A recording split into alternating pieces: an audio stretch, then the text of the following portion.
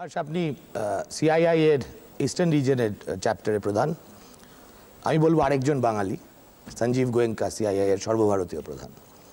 তো দুজন বাঙালি এখন ভারতবর্ষের আর্গুয়েবলি মোস্ট এফেক্টিভ চেম্বার্স, মানে অ্যাপেক্স বডির দুজন কর্মকর্তা। আমরা কি আশা করতে পারি আপনাদের কাছ থেকে? বেঙ্গল কি আশা করতে পারে?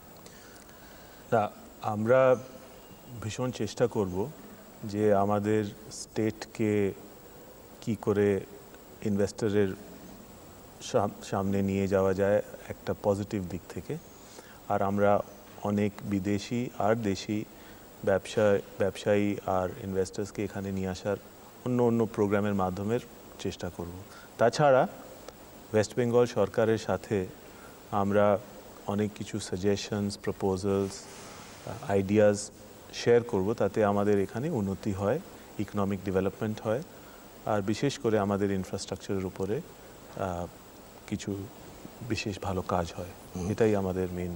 আচ্ছা, আমি ডিটেলে আসার আগে একটা জিনিস জানতে চাই, আবার নিজেরই জানার আগ্রহ, যে সিআইআই সভাপতি বা সিআইআই ইস্টার্ন রিজিয়নের বস এরা কি করে মানে চোজেন হয়? Through election or selection or manipulation? না, ইলেকশনেই প্রসেস আছে, কিন্তু মোটামুটি এক ধরনের কনসেনসাস চলে আসে আর ওই মাধ্যমে হয়। কনসেনসাস মানে রোটেশন, মানে আজকে এবার হর্ষ হলে পরের বার কি হবে সেটা জানা আছে? 2 বছরের অবধি জানা আছে, কিন্তু তারপরে জানা নেই। সেটা কারা ঠিক করে যে কি হবে? যে মেম্বারশিপ আছে, আচ্ছা, আর ওদের মধ্যে যে সিনিয়র মেম্বার্স আছেন ওরা আলোচনা করে অন্যদের সাথে আর ঠিক করে। আপনি কবে জানতেন যে আপনি ইস্টার্ন রিজনের চিফ? লাস্ট ইয়ার জানতেন। আচ্ছা, এই যে বললেন যে আপনারা চেষ্টা করবেন যে পজিটিভলি এই স্টেটটাকে ইন্ডাস্ট্রি ফ্রেন্ডলি করার জন্য কতগুলো ব্যবস্থা নেবেন, প্লাস গভর্নমেন্টের সঙ্গে করবেন, আপনারা কি কি ব্যবস্থা নেবেন? কিছু ভেবেছেন কি? অনেক কিছু ভেবেছি, অনেক কিছু ভাবার আছে। 2-3টা প্রকল্প আমরা অলরেডি মুখ্যমন্ত্রীর সামনে রেখেছি। যেমন একটা ছিল যে আমরা ডিস্ট্রিক্ট লেভেলে আইটি এডুকেশনটাকে পেনিট্রেট করার একটা ইনিশিয়েটিভ নেব। প্রথম আমরা সিআইয়ের মাধ্যমেই একটা ডিস্ট্রিক্ট লেভেলে আমরা আইটি এডুকেশনের সেন্টার করব। তারপরে ওর থেকে একটা মডেল তৈরি হওয়াতে অনেকই আসবে, সেটা আমরা আশা করি। কোথায় করবেন? কোন ডিস্ট্রিক্টে? এই ডিস্ট্রিক্টটা ঠিক করা হয়নি। কি হবে সেই মডেল সেন্টারটা? কীরকম? না, এটা যেমন এখানে ইনফরমেশন টেকনোলজির যে এডুকেশন সেন্টার আছে সে বিশেষ করে বড় বড় শহরে আছে। এটা আমরা ডিস্ট্রিক্ট লেভেলে আর সে অনুসারে কারিকুলামটাকে অ্যাডজাস্ট করে যে ওখানকার স্থানীয় মানুষের সুবিধা হয় ওটা শিখতে, সে ধরনের একটা প্রকল্প নেওয়ার আছে। তার ডিটেলগুলো তো টেকনিক্যাল ব্যাপার আছে, আমি বলতে পারবো না, কিন্তু একটা ইনিশিয়েটিভ আছে যেখানে আমরা ইনফরমেশন টেকনোলজি পেনিট্রেশনটা শুধু শহরে না, বিশেষ করে অন্য জায়গায় থাকে। এটা হচ্ছে একটা। দ্বিতীয় হচ্ছে আমরা একটা সাজেশন দিয়েছিলাম, তার উপরে আমরা এখন কাজ করব। ওরা একমত যে পিপল বিলো পভার্টি লাইন, ওদের একটা ইকোনমিক ডেভেলপমেন্টের কি করে সমস্যা কিছু করা যায় কিনা। এটাতে আমরা একটা বিদেশি কনসালটেন্সি অর্গানাইজেশন, ওরা এই ধরনের কাজ অন্য ডেভেলপিং কান্ট্রিতে করেছে, ওরা আমাদেরকে বলেছে যে আমরা এরকম করেছি। তো আমরা ওদের থেকে মানে এখন যেহেতু একমত হয়েছে সরকারের সাথে, আমরা ওদের সাথে কনসাল্ট করব যে ওই ধরনের স্কিমটা আমরা ওয়েস্ট বেঙ্গলে কী করে। কারা তারা? কোন দেশ? আমরা আফ্রিকা না, দেশটা আফ্রিকাতে ওরা করেছে, সাউথ ইস্ট এশিয়াতে আগে করেছে। বস্টন কনসালটেন্সি গ্রুপ বলে নাম করা সংস্থা আছে, ওরা আমাদের সঙ্গে মানে সিআইকে একটা প্রস্তাব দিয়েছিল, আমরা এটা সরকারের সামনে রেখেছিলাম। তো ওরা বললো যে হ্যাঁ, এটা ভালো হবে, আমরা জানতে পারলে যে কি করা উচিত। তা ওরা এটা ফান্ড কে করবে? আপনারা করবেন না সরকার করবে? এই স্টাডিটা আমরা ফান্ড করব, সিআইআই ফান্ড করবে কিছুটা, মানে it will be in a sense কিছু বস্টন কনসালটেন্সি গ্রুপও গ্রাটিস করবে, আমাদের কিছু খরচা টরচা লাগলে সিআইআই করবে। কিন্তু তারপরে ইমপ্লিমেন্টেশন যা হবে সেটা তো অনেকই লোক ইনভলভ হবে। যদি ওই স্কিমটা সবার পছন্দ হয় আর মনে হয় যে এটা থেকে মানুষের ভালো হবে, তবে তার এক্স্যাক্ট ডিটেল কত কি খরচা হবে না হবে সে তো জানা যাবে স্টাডির পরে। আচ্ছা, আপনার হয়তো মনে আছে যে রাজেশ শাহ যখন সিআইআই প্রেসিডেন্ট ছিলেন তখন তিনি একটা উদ্যোগ নিয়েছিলেন, কয়েকটা টাস্ক ফোর্স হয়েছিল জুটের জন্য, ট্র্যাডিশনাল ইন্ডাস্ট্রির জন্য। তা আমরা দেখলাম বেঙ্গল ক্লাবে কিছু খানাপিনার বাইরে কিছু হলো না। তা কেন লোকে বিশ্বাস করবে যে আপনারা কিছু পারবেন? দেখুন, অনেক কিছু জিনিসের মধ্যে থাকে যেটা আমরা চেষ্টা করা ছাড়া আর কিছু করতে পারি না। এটাই যে এখন আমাদের যে একটা ফিলিং হচ্ছে যে সরকার উৎসাহিত আছে, ইন্টারেস্টেড আছে। আশা করি যে আমাদের অনেক কিছু সাজেশন ওরা নেবে, আর আশা করি সেটা ইমপ্লিমেন্ট হলে মানুষের ভালোই হবে। চেষ্টা ছাড়া তো কি করব। আচ্ছা, সিআইআই তো ধরুন একটা বডি, যে বডিতে আপনার মতো আরও অসংখ্য ইন্ডাস্ট্রিয়ালিস্ট আছেন, কিন্তু আমরা দেখতে পাই যে সিআইআই এর যারা কর্তা ব্যক্তি তাদের অনেকেই আজও পশ্চিমবঙ্গকে তেমন একটা ইনভেস্টমেন্ট ফ্রেন্ডলি স্টেট বলে মনে করেন না। ফর এক্সাম্পল আমি বলতে পারি রাহুল বাজাজের কথা, যিনি সিআইআই প্রেসিডেন্ট ছিলেন, very important member of CII. তো এদের মাইন্ডসেটটা বদল করার জন্য, মানে what I am suggesting is যে can you begin the charity at home? I think so. অনেক কিছু তো হয়েছে, এটা বলবো না কিছু হয়নি, কিন্তু এটা আপনি ঠিক বলছেন যে আমাদের যে স্থানীয় পরিস্থিতি আছে ওর থেকে আমাদের ইমেজটা খারাপ আছে। আর সেটা কেন আছে আমি ঠিক বলতে পারছি না, কিন্তু ভুল প্রচার হতে পারে, কিছু হিস্টোরিক্যাল জিনিসটা এখনও থেকে গেছে যেটা আমাদের এখানে পরিবর্তন হয়েছে, এইসব মিলেমিশে একটা প্রবলেম আছে।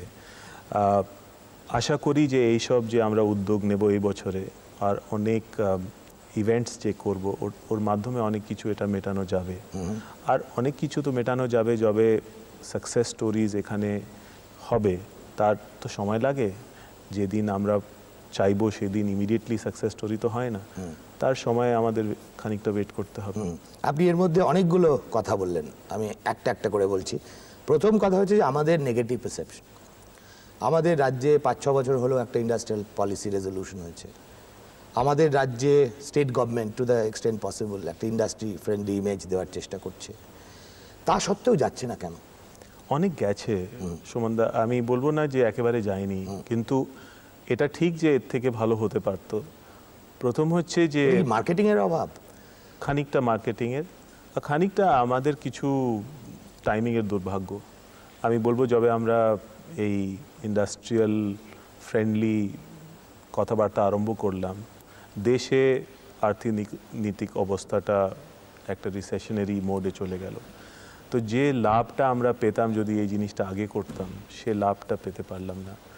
আশা করি যে এখন everything that goes down must go up, তো আশা করি যে আমরা পজিটিভ ট্রেন্ডে যাব। আর এইবারে আমার কোনো সন্দেহ নেই যে জেনারেলি যদি ইকোনমিক ডেভেলপমেন্ট দেশে হয়, আমাদের স্টেটে বেশ ভাগ আসবে। নেগেটিভ ইমেজের তো অনেক কারণ থাকে, কোন কারণটা আপনার মনে হয়, কোন কারণটা 1 or 2 or 3 or 4 what ever, সেটা আপনার চয়েস, যেটা এখনও পশ্চিমবঙ্গকে ঠিক প্রথম সারিতে আনতে পারছে না? লোকে ইনভেস্টমেন্ট করার কথা ভাবলেই হয় মহারাষ্ট্র, নয় গুজরাট স্যাচুরেটেড, তামিলনাড়ু, কর্ণাটক, অন্ধ্র ভাবছে, বাংলার সঙ্গে সঙ্গে ভাবছে না। কি করণীয় আমাদের, মানে হোয়াট ইজ ইউর প্রেসক্রিপশন? দেখুন, একটা হচ্ছে যে মার্কেটিং দিক যদি ছেড়ে দিন, রিয়ালিটিতে যদি আসেন, আমাদের যে ওয়ান উইন্ডো ক্লিয়ারেন্স আছে সেটাকে একেবারে ওয়ান উইন্ডো করতে হবে, যেখানে একটা ইনভেস্টরকে 10 জায়গায় যেতে না হয়, আর সময়সীমার মধ্যে যে পারমিশনস আছে যদি না দিতে হয় না বলতে হয়, যদি দিতে হয় দিয়ে দিতে হয়। সেটা একটা সমস্যা আছে যেখানে আমাদের ইন্টার ডিপার্টমেন্টাল কোঅর্ডিনেশনটা আর ইমপ্রুভ করার দরকার। দ্বিতীয় হচ্ছে যে আমাদের কিছু কিছু ইনফ্রাস্ট্রাকচারাল প্রবলেমস আছে, বিশেষ করে রাস্তাঘাটে আর রুরাল এরিয়াতে, ইন্ডাস্ট্রিয়াল এরিয়াতে পাওয়ার নিয়ে অসুবিধা আছে। তো এই যে অসুবিধা, মানে পাওয়ারের যে আমরা বলছি যে আমরা পাওয়ার সারপ্লাস আছে সেটা বোধহয় ঠিক, কিন্তু quality of power, distribution of power, তার সমস্যা কিছু রয়ে গেছে। তো এই যে দুটা বেসিক জিনিস আছে, আমার মনে হয় যে এটা করলে অনেক কিছু ইমপ্রুভ হবে। কিন্তু আপনারা যখন স্টেটের সঙ্গে কথা বলেন, ন্যাচারালি বলতে হয়, কি ফিডব্যাকটা কি পাচ্ছেন, যে মানে what are they going to do about addressing these problems? We are very hopeful, মানে বিশেষ করে এই এক বছরে we feel that ওরা এই প্রবলেমগুলো অনেক বুঝেছে, জেনুইন সিনসিয়ার সিচুয়েশন। আপনি তো জানেন আমাদের পুরো দেশে এই সমস্যাগুলো অনেক সময় চাইলেও ঠিক ইমিডিয়েটলি সলভ করাও যায় না। Huge number of প্রসিজিয়ার্স, problems, building consensus at various levels. কিন্তু টপ লেভেলে এটাই বলবো যে সিনসিয়ারিটিটা আমার মনে হচ্ছে আছে। আন্ডারস্ট্যান্ডিং অফ দ্য প্রবলেম আছে। ইলেকশন ক্যাম্পেইনও যেমন ওরা স্বীকার করেছেন অনেক জায়গায় যে এইসব আমাদের কমি রয়েছিল, আর এটা আমরা পুরো করব। তো 50% of the problem I think gets solved when you acknowledge the deficiency. Then the 50% comes when you have to implement it. আচ্ছা, এই উৎসাহের আতিশয্যেই আমি একটু কঠিন বাংলা বলছি, আপনি বুঝতে যদি অসুবিধা হয় জিজ্ঞেস করবেন, কি এবার বেঙ্গলের ইন্ডাস্ট্রি, আমি আপনাকে আলাদা করে বলছি, যে এইরকম ভসিফারাসলি লেফটের পক্ষে প্রি ইলেকশন থেকেই রয়ে গেল? Don't you think it's a peculiar thing happening, যেটা মার্কসিস্টদের পিছনে ক্যাপিটালিস্টরা they are rallying? What explains this phenomenon? Difficult to say. I think somewhere they felt that there is a hope of something nice happening. আর খুব বেশি সেরকম উৎসাহিত হয়েছে সেটা আমার মনে নয়, কিন্তু হ্যাঁ এটা বলবো যে এটা অন্তত যে আগে একটা নেগেটিভ ইমপ্রেশন ছিল সেটা ছিল না, এটাই বলবো যে খুব বেশি উৎসাহিত। এতে কারা বেশি বিড়ম্বিত বোধ করেছে, the Marxist or the capitalist? আমি জানি না, কেননা আমাকে একজন ইন্ডাস্ট্রিয়ালিস্ট গল্প করে বলেছেন, খুব টপ ইন্ডাস্ট্রিয়ালিস্ট, নাম করছি না, যে আমি চেয়েছিলাম বুদ্ধবাবুই চিফ মিনিস্টার হন, কিন্তু আমি আর শেষ পর্যন্ত যেতে পারলাম না ভোট দিতে, কাস্তে হাতুড়ি তাড়াতে আমি ভোট দিতে পারলাম না, although my best wishes are with বুদ্ধবাবু। আপনিও কি তাই করলেন? ভোট কাকে দিয়েছি সেটা বলা উচিত নয়, তো বলবেন না, বলা উচিত নয়, মানে you gave the answer. But what have you seen in Buddha Babu that you think is inspiring confidence? Tremendous sincerity, a reasonably high level of understanding of the problem, honest acceptance of the failings and the desire to improve, আর এক ধরনের energy to do it now. I hope that Buddha Babu had a PRO like you who could have analyzed his strengths like this. এটা আমার ধারণা, এটা আমি বলছি না যে everyone should think. আচ্ছা, একটা মজা করেই জিজ্ঞেস করছি, জ্যোতিবাবুর জমানায় লোকে বলতো হাঁস নেওটিয়া জ্যোতিবাবুর ছেলে, বুদ্ধবাবুর জমানায় কি বলবে, ইয়াঙ্গার ব্রাদার? প্রথমটাও আমি মানি না যে এটা সত্যি, কিন্তু নিশ্চয়ই এক সামান্য ব্যক্তিগতভাবে যে জ্যোতিবাবু আপনাকে পুত্রবৎ স্নেহ করেন, এটা নিয়ে তো কোনো ডাউট নেই। না, আমাকে উনি উৎসাহিত করেছেন, আমাকে সাপোর্ট করেছেন কাজের মধ্যে। আশা করি যে আমি যা কিছু সামান্য কিছু করতে পেরেছি উনি খুশি হয়েছেন, সেটাই আমার জন্য যথেষ্ট। ওর থেকে তো বেশি কিছু চাই না, আর আশাও করি না। একই প্রত্যাশা কি বুদ্ধবাবুর কাছ থেকেও? সেটাই হবে যে আমরা যা কিছু করব আপনি এনকারেজ করবেন। দেখুন, ব্যবসার মধ্যে মেন জিনিস হচ্ছে যে আমরা একটা পজিটিভ এনকারেজমেন্ট চাই। ওই পেলে আর সরকার যদি ব্যবসার প্রবলেমগুলো একটা ট্রান্সপারেন্টভাবে, একটা অনেস্টভাবে বুঝতে পারে, সেটা যথেষ্ট। স্বভূমি ইজ এ বিগ হিট। এই গরমকালেও দেখতে পাচ্ছি যে বহু লোক লাইন দিয়ে এই জ্যৈষ্ঠী মাসের গরমে 500-700 গাড়ি বাইরে দাঁড়িয়ে আছে। You must be feeling very happy. এই স্বভূমির আইডিয়াটা কিভাবে এলো? স্বভূমি এক লাইনে বলতে গেলে is a celebration of India.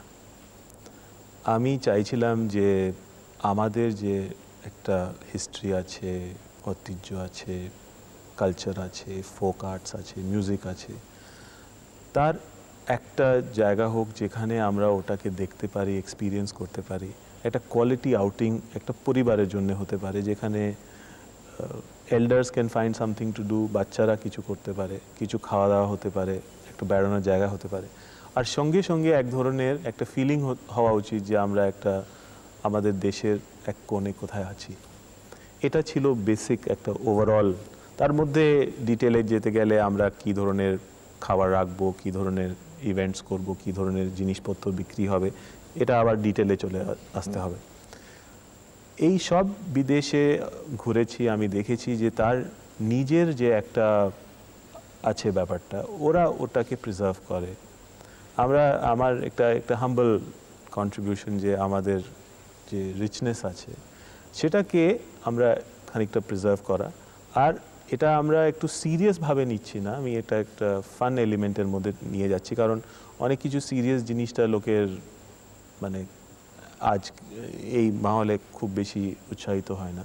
তো আমরা একটা এন্টারটেনমেন্টের একটা অঙ্গ হিসাবে এটা চেষ্টা করেছি যে লোকের কাছে। বিদেশে কোন জিনিসটা দেখে আপনার মনে হয়েছিল যে এই ধরনের যেমন Covent Garden or something like that? না, নো, এটা সে ধরনের নয়, কিন্তু যেমন আমরা ট্যাং ডাইনাস্টি ভিলেজ আছে সিঙ্গাপুরের কাছে, আমেরিকাতে রেড ইন্ডিয়ানসের একটা আছে, অনেক আছে, ইউরোপেও পুরনো তাদের কিছু ঐতিহ্য কালচার ধরে রাখার, আচ্ছা ওই ধরনের ওই ধরনের। আর এখানে আমাদের দেশেও আছে,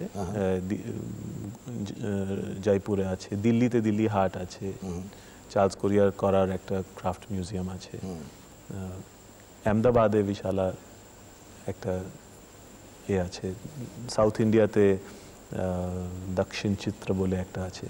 তো এটা বলবো না যে শোভূমিটা is an exact replica of any such model.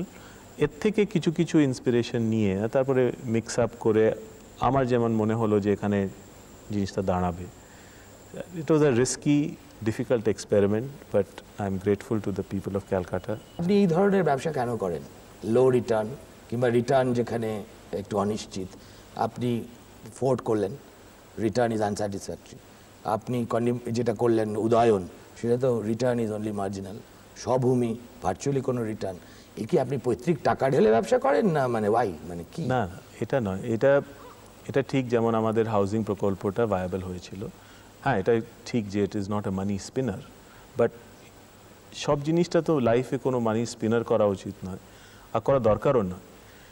কিন্তু হ্যাঁ, এটা আমি বলবো যে ব্যবসায়ী হিসেবে যে কোনো জিনিসটা করা হয় তার একটা নিজস্ব ভায়াবিলিটিতে দাঁড়াতে হবে। আমরা একটু লং টার্ম দেখছি। আমি কনভিন্সড আছি যে আমাদের রায়চকের প্রজেক্টটা যদি আজ অবধি ওটা ভায়াবল হয়নি, 2-1 বছরে হয়ে যাবে, এটা আমাদের আশা আছে। আর যেদিকে যাচ্ছে আমার মনে হয় হয়ে যাবে। এটা কি হলদিয়ার সঙ্গে ইনএক্সট্রিকেবলি লিংক? না, তার সঙ্গে নয়। আচ্ছা। কারণ এটা হচ্ছে যে মানুষের একটা রিসর্টে যাওয়ার একটা ডিস্টেন্সের মাইন্ডসেট, এইসব জিনিসটা আমাদের এখানে কিছু ছিল না। আর আফটারঅল বেশভাগ মানুষ কলকাতার বাসিন্দা হবে। তবে এটা একটা এই যে নিউ কনসেপ্টটাকে ব্রেক ইন করার জন্য একটু সময় লাগে, সেটা আমাদের একটু বেশিই লেগেছে যা আমরা এস্টিমেট করেছিলাম। কিন্তু এখন যে দেখতে পাচ্ছি একটা উৎসাহিতভাবে যে লোক আসছে আর কনফারেন্স বিশেষ করে ভালো হচ্ছে, 1-1.5 বছরে আমরা ভায়াবল হয়ে যাবে। আচ্ছা, এই সল্ট লেকে যেটা আসছে, মানে আমরা এটা ধরেই নিয়েছি বাই নাও যে হার্স নিউটিয়া যা করে তাতে দুটো জিনিস থাকবে, একটা নভেলটি এলিমেন্ট আর একটা aesthetics. So what is your next gift to Kolkata? না, সল্ট লেকটা তো শুধু অ্যানাউন্স হয়েছে, আমরা তো এখন কাজ আরম্ভ করবো 1-1.5 মাসে, লাগবে 2.5 বছর মিনিমাম। না, যদিও ভিউয়ার্সদের জন্য যদি একটু তুমি মানে বলো যে মানে হোয়াট ইজ ইট? না, দেখুন, একটা তো চার্লস কোরিয়ার করছেন, সিনেপ্লেক্স থাকবে, মানে সামথিং যেটা কলকাতায় কখনো ছিল না বা নেই, রাইট? সেরকমই তো একটা অ্যাম্বিশাস প্রজেক্ট এটা। হ্যাঁ, মানে 6 একর 6.5 একর জমি আছে, তার উপরে একটা সিটি সেন্টার বলে আমাদের এটা ডিসক্রিপশন দেওয়া হয়েছে, কারণ ওর মধ্যে খানিকটা রেসিডেন্সেস আছে, অফিসগুলো আছে, এন্টারটেইনমেন্ট এরিয়াস আছে, খাওয়া দাওয়ার জায়গা আছে, দোকানগুলো আছে, তারপরে নানা রকমের ফেসিলিটিস থাকবে, যেমন বিউটি স্যালন থাকতে পারে, হেলথ ক্লাব থাকতে পারে, একটা ম্যারেজ হলও হতে পারে। তো এক ধরনের যে একটা সিটি সেন্টার হয় যেখানে সব মানুষ এসে এক জায়গায় অনেক কিছু করতে পারে, এটা হচ্ছে বেসিক থট, যে পরিবার এক জায়গায় গেল, like the western mall, or concept. কিন্তু ওর মধ্যে আমরা এলিমেন্টস ডিজাইনের মধ্যে আমরা অনেক কিছু ইন্ডিয়ানাইজ করেছি, কিছু কলকাতা শহরের, নর্থ ক্যালকাটা শহরের কিছু গলির কিছু ইমপ্রেশনস এনেছি। আর মিস্টার কোরিয়া নিজের একটা স্ট্যাম্প, যে কিউবিস্ট, ওনার একটা ডিজাইনের, তার মাধ্যমে আমার মনে হয় খুবই একটা এক্সাইটিং মানে কনসেপ্টটা উনি তৈরি করেছেন। তো আশা করছি যে এটা এক ধরনের মেল্টিং পট হবে, যেখানে সব ধরনের মানুষ, শুধু সল্টলেকের বাসিন্দা নয়, কলকাতার লোক সবাই যাবে ওখানে, গিয়ে ওখানে এক ধরনের কাটাবে 2 ঘন্টা 3 ঘন্টা। যেমন একটা নতুন কয়েনেজ হয়েছে অ্যাবাউট দ্য ইন্ডাস্ট্রিয়ালিস্ট, সেটা সৌগত রায় দিয়েছেন, দেখলাম কিছুদিন আগে সুরেন্দ্র দত্ত রায় তার কলামে মেনশনও করেছেন, সেটা হচ্ছে বাইপাস ইন্ডাস্ট্রিয়ালিস্ট। তো এর মধ্যে একটা পেজরিটিভ সেন্সেই বলা, তো এই ধরনের সংজ্ঞা কি, is it fair? I think not, but everyone has his own views. Would you call yourself a bypass industrialist? আমার ঠিক বুঝতে পারলাম না ওনার কি মিনিং, বাট বাইপাসের উপরে যে কাজ করে তার মানে হলো কি, হোয়াট ওয়াজ দিস ইমপ্রেশন? কিংবা সদর দরজা থেকে বাইপাস করে যে কাজ পায় তাও হতে পারে। আচ্ছা, It may be both. Well I don't know Jokes what aside, I am asking you the last question. সময় হয়ে গেছে। কোন হর্ষ নেওটিয়া রিয়েল? যে হর্ষ নেওটিয়া ছবি আঁকে গণেশের মূর্তি সংগ্রহ করে সে, না যে হর্ষ নেওটিয়া এইরকম উদয়াস্ত পরিশ্রম করে সে? দুটাই, because every human being has to facets, একটা তার প্রফেশন, একটা তার ইন্টারেস্ট। আমার ইন্টারেস্টের দিকে আমার ছবি আঁকা, মিউজিক, আর্ট, আর্কিটেকচার, এই হচ্ছে আমার প্যাশন, ইন্টারেস্ট।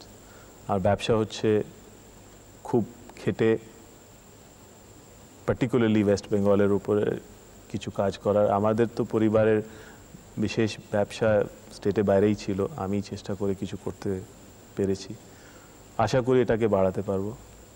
আর বাকি তো ব্যবসা আছেই অন্য জায়গায়। আচ্ছা, এই আমার শেষ প্রশ্ন, এত অল্প বয়সে আপনি এত সুনাম অর্জন করেছেন, পশ্চিমবঙ্গের ইন্ডাস্ট্রিয়ালিস্ট বলতে যে 2-4টি বুক মোটামুটি বাঙালি সবাই জেনে গেছে, তার মধ্যে একটা Harsh Neotia. Do you enjoy or you feel embarrassed? No, I feel humble, and I feel that I have got a lot of love and respect from a number of people, which I am very grateful to. I'm grateful to the support that Calcutta has given me, and more than anything else, the sense of confidence that it has bestowed on me. Thank you very much.